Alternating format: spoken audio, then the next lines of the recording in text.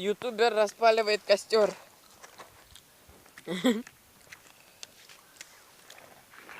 Что, как оно?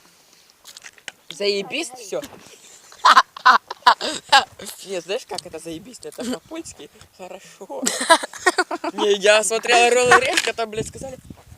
Короче, удаляй на. А нет, выложу в инсту. Попробуй. В YouTube, блядь.